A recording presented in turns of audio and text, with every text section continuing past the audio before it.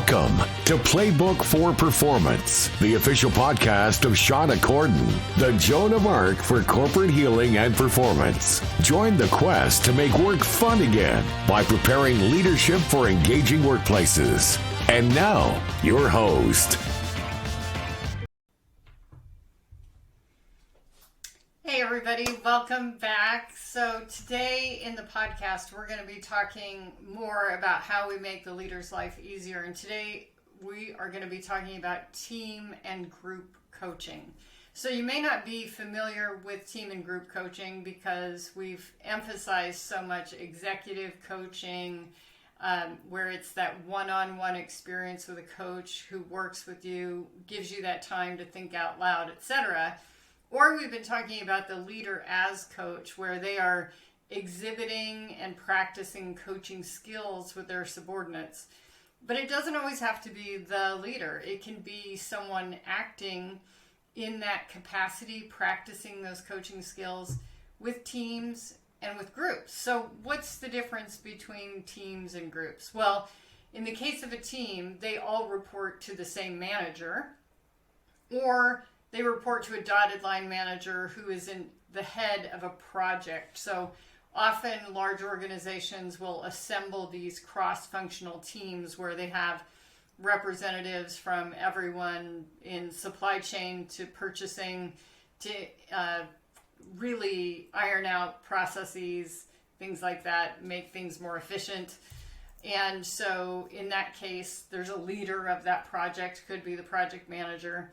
And in that case, that would be all those people reporting to that project manager for the purposes of the project. Now, does the leader coach the team? Does the project manager coach the team? No, you want a professional coach in this case, because it is a demanding area to coach in. There's a lot of nuances and kind of moving parts that someone who's professionally trained as a credentialed coach can observe and act on. And it's also generally a good idea that the person who's coaching the team does not also coach the leader of the team separately. They can coach the leader of the team as part of the team unit, but not separately. And that's mostly because we don't want to create the perception that the coach is going to tattle on the team and remove some of that trust and confidentiality that they have with the coach. We just want to feel like everything's transparent and open. And it can be super helpful. So a group, so let me talk about group coaching for a moment. Group coaching could be what we call affiliate, meaning that they're all part of the same sort of situation, or affinity, like they all have a shared topic that they're interested in. So a good example of affinity coaching might be new employee onboarding.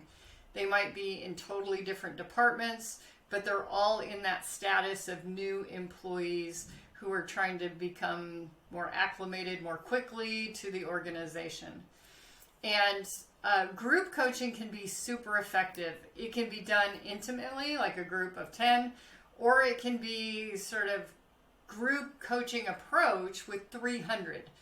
So back in the day, I led something that was really popular called the Brown Bag Series, where basically every Thursday morning we had a personal development topic that we ran through with me as coach, or I would host it. Maybe I'd bring in a guest expert, anything from brain health to email etiquette, you name it. And the reason, even though there was 300 plus people on the call regularly, the reason we could call it group coaching is because we were using a coach approach. So we would decide for them, like, hey, figure out what you want to get out of this session. That was like the agenda. And then here's what we're going to talk about today. And then as we presented concepts and ideas, we wanted to pause and give them an opportunity to integrate that. Like, how does that work with my job? Or how does that work with my routine or my habits? Or what changes would I need to make in order to implement this to be effective? Now, we all know about the concept of learning erosion, where we read a book or we take a training If we don't apply that knowledge within, I think it's 5 business days, there's like an 88% erosion rate. So quickly, think about the last course you attended, podcast you listened to, book you read. Can you name more than 2 or 3 key concepts if you didn't actively take notes and actively make notes for yourself about how you were going to apply it and when, and actually place it in your calendar to say, here's where I'm going to practice this? Now that can be really tough. So we know that we really want to be intentional about this process, and a really good coach will create that learning moment by taking a pause and inviting people to understand how this applies to them, where they can use it, what's really going to help them out, etc. So why would you use a team or group coaching versus individual? Well, I always love the word and, one-on-one coaching and team or group coaching, but super cost effective. So if you can facilitate this with a coach approach, or you can hire an external coach to come do this for you, you're going to facilitate quicker decision making. You'll air obstacles or concerns in a more diplomatic way and resolve them there on the spot. You're going to address any challenges that are happening. You're going to help build rapport by softening some things that people say and amplifying what others are maybe too modest or introverted to really express, that are kernels of truth or really valuable. You want to ensure alignment. So a lot of what I do when I work with teams is I say, I hear this and this. I'm interpreting this as alignment. Is that true for you? Is that what you intended when you used those words? Or do you have another meaning behind those words we need to understand? So, and then just enhancing communication. I think all of us are moving at the speed of light, and we don't take the time to come down to those basic steps and say, I intend this, I want this outcome. And it can be difficult because we think, oh, that's so childish or pedestrian. You know, I want to be more nuanced in my language.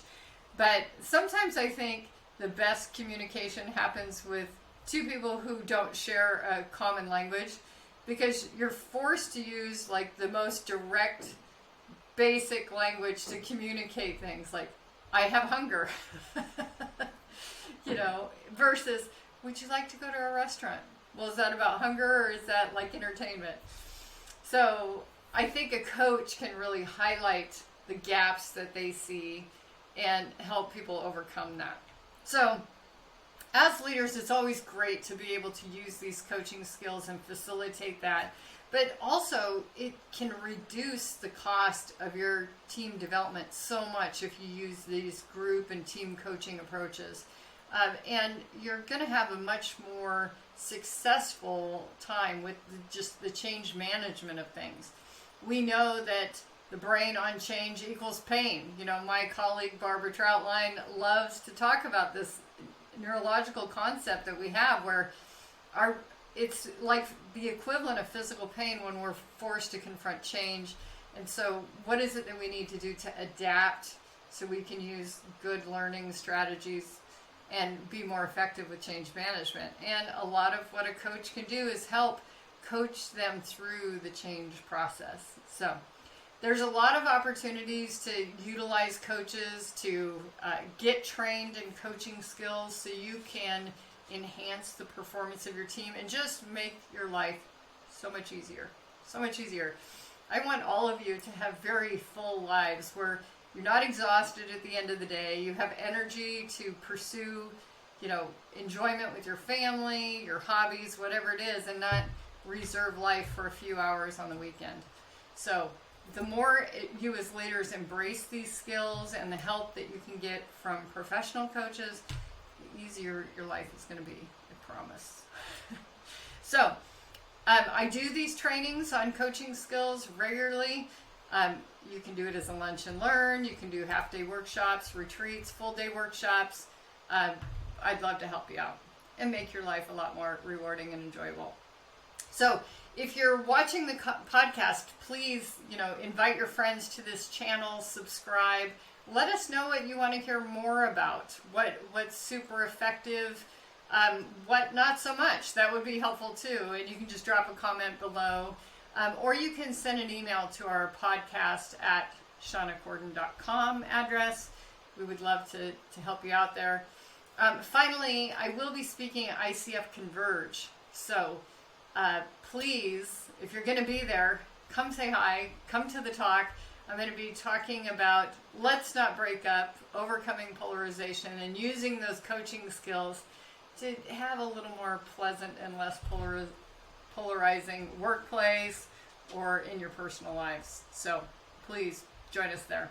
And if you haven't been to Converge, it's just such a cool conference, and I think it's so helpful for people, especially brand new coaches.